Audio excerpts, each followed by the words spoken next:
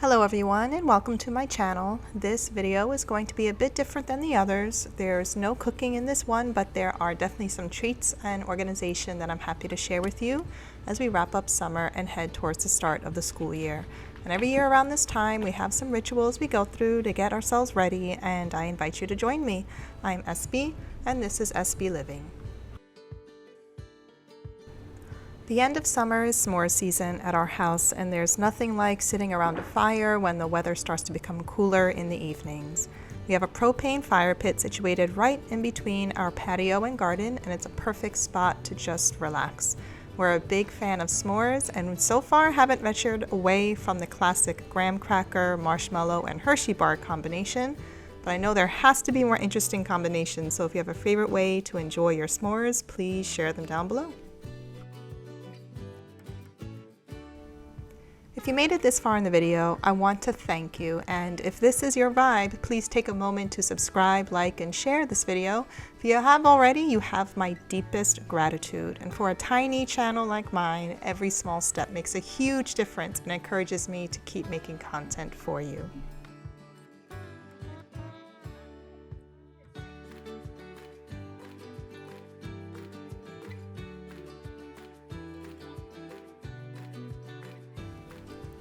After these treats are enjoyed, there is usually a lot of running around that follows, which I happily supervise in my chair behind the fire.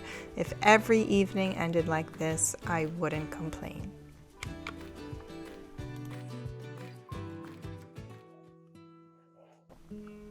Another task is to help turn over the garden from summer to fall.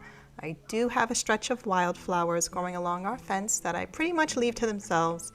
It's my gift to the butterflies and bees, and every year looks different. And around this time, most of the flowers have dried, and we are now seeing a few cosmos and zinnias beginning to bloom.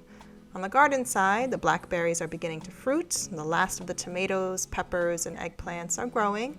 While I wait on the cocotza squash to drop, I usually strip the old summer plants out little by little once they're done producing.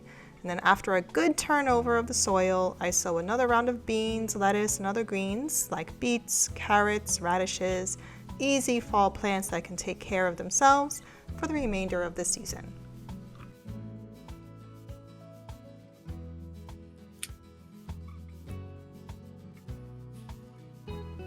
Alongside cleaning up the garden, it's time for another harvest of the herbs. This is probably my most favorite job. I think herbs are the easiest plants to maintain, and I actually have an in-depth guide on my blog about starting an herb garden, and I'll link it down below in the description for you to check it out. And the reason why I absolutely love growing herbs is because they add such a special flavor to meals. Yes, I grow fruits and vegetables, but I can easily purchase local produce without a problem. But herbs are a different story. They don't tend to be as fresh in the store and are actually quite expensive if you consider how much you're getting per pound. So that being said, this herb garden was one of the first things I worked on when we purchased the property years ago, and it has been going ever since. I harvest the herbs about 2 or 3 times per summer. The parsley had already bolted, so I had to cut it down to only a few inches. It will grow quickly once the fall weather hits. The sage and oregano will be hung up to dry, and the chives and the basil will be frozen. This lemon balm monster bush also has to be dealt with, and it makes some great tea.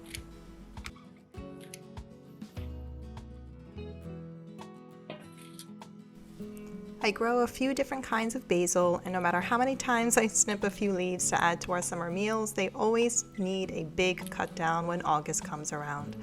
I love my pesto, but I also like to keep my options open, so after I wash them well, I'll freeze them whole and keep them handy in my freezer.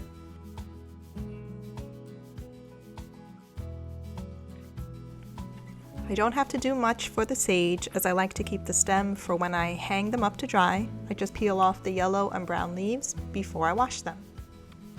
These chives will also be frozen, and it's just a matter of picking out any weeds or older stems that have gotten tangled up in between. My oregano grows like crazy, and so keeping it trimmed is a constant chore, but at least it's a sturdy plant and easy to bundle. I learned a trick from my grandparents for processing large amounts of herbs, and this is to spread out a tablecloth on the grass and arrange the herbs on top of it to dry off in the sun. I don't have a grow house or potting shed or anything, but this method has been working quite well.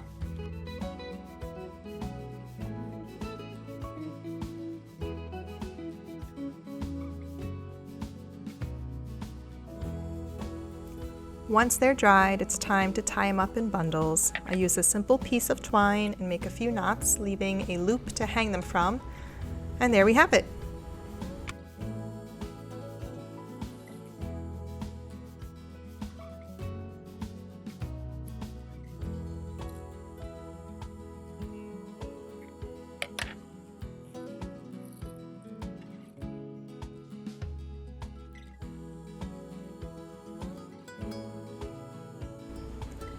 At the end of our kitchen table, I have two decorative branches that I use to hang the herbs to dry, and you also see some flowers here from the bouquets I've had.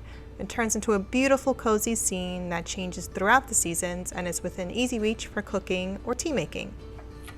For the chives, I'm simply cutting them into these small little sticks, and I like to use these reusable silicone bags. They're another item I enjoy using, and I'll link those down in the description as well. These chopped chives go really well sprinkled over omelets or pounded into butter, even on top of roasted vegetables. The basil is done drying, so I arrange them on baking sheets that go directly into the freezer, and tomorrow I'll transfer them to their own Ziploc bags. The next thing we do to set up for school is to keep lots of healthy snacks in easy reach for my girls so they can grab whatever they choose and whenever they want. They're mostly whole foods like fruits or cheeses and yogurts, and there's some clearing out I also have to do in one of our cabinets, which holds all the dried fruits and nuts that are also easy to grab and quick to eat.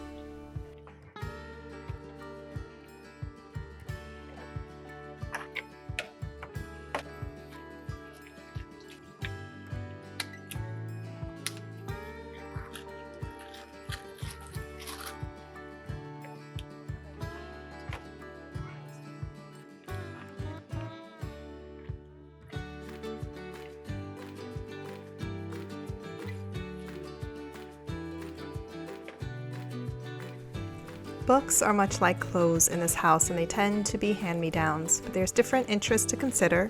My oldest loves science fiction, my middle one loves strong female leads, and my youngest is just starting to figure out what she likes.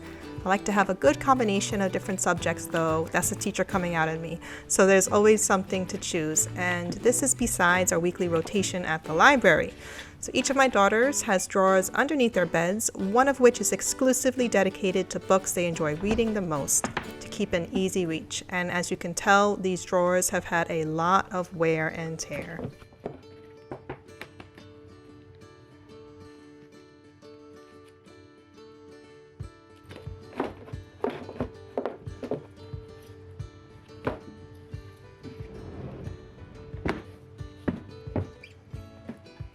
The last thing we do is to ensure our uniforms are ready. We put the bathing suits to the back, the blouses and jumpers to the front, and that's usually the last signal of summer for us.